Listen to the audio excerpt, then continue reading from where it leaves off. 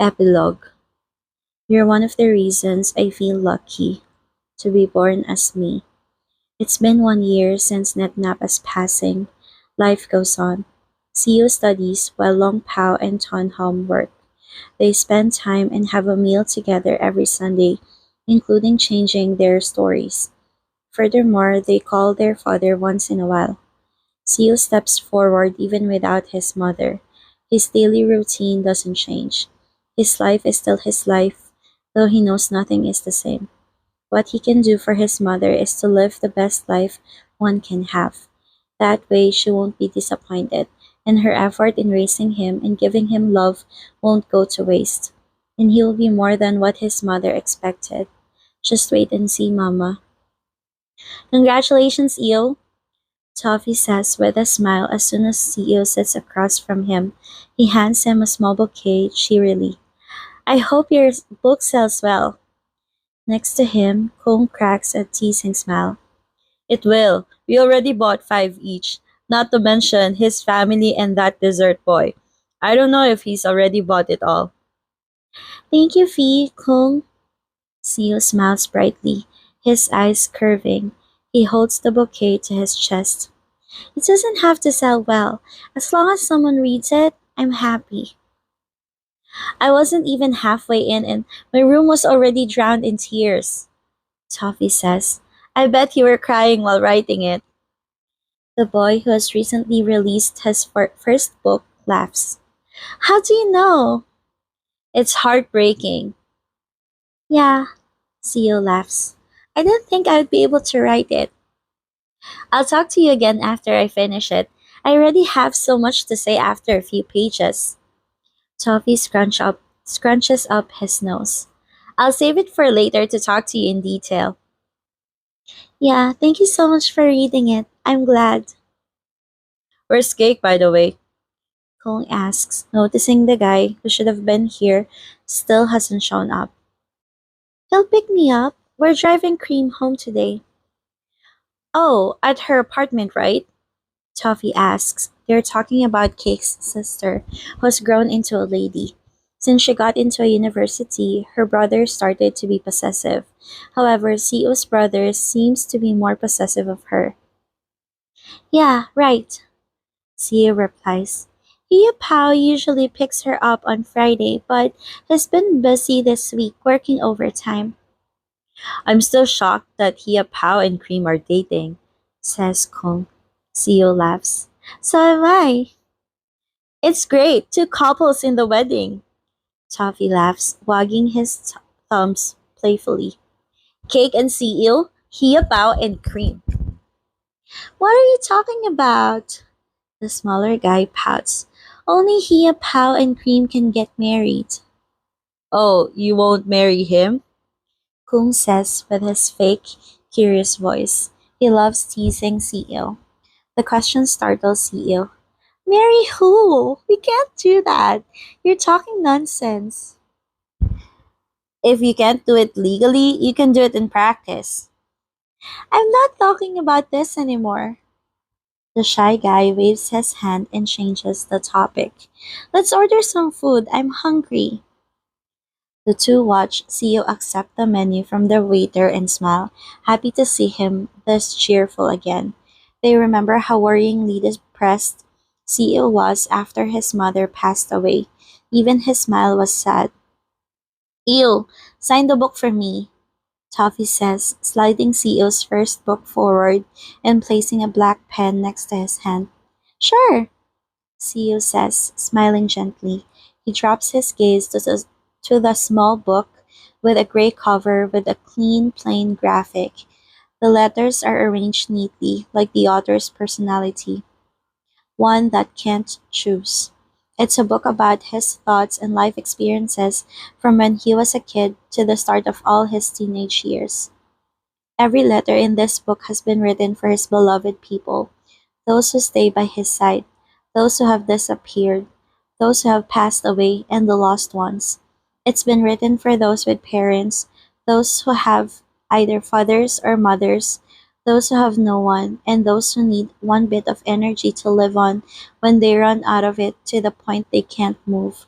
Seal may not might not be remarkable enough to inspire anyone, but if he can be a tiny fuel that sparks the dying fire and sets it ablaze again, even for a split second, it's meaningful enough for a timid, isolated boy like him.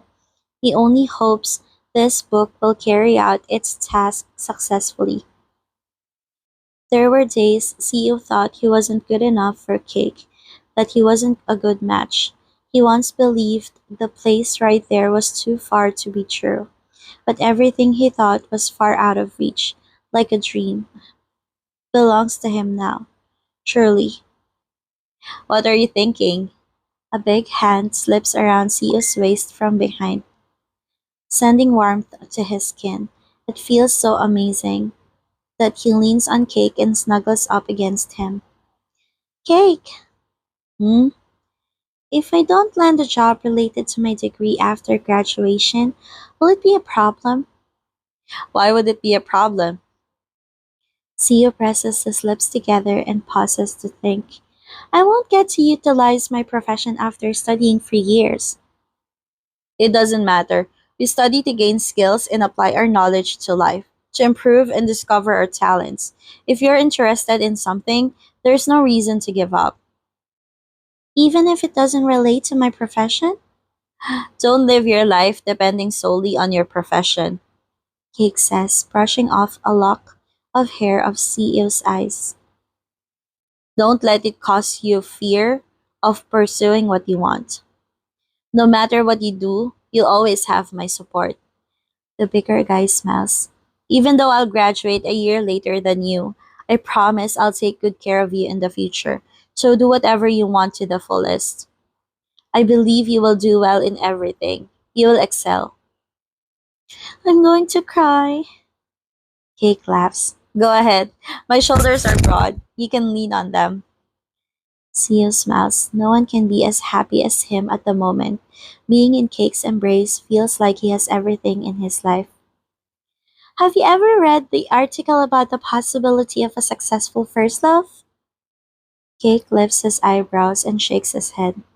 No, why? I read it in middle school. I don't remember the details, but it says there's a 12% chance. Why so low?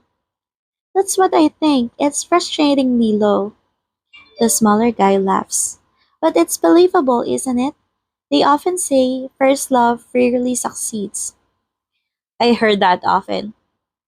But you're my first love. You're also one of the frustrating 12%. CEO beams. You know why? Hmm? Cakes shakes his head again. He wants to peck and kiss the guy who keeps making a cute face. Why?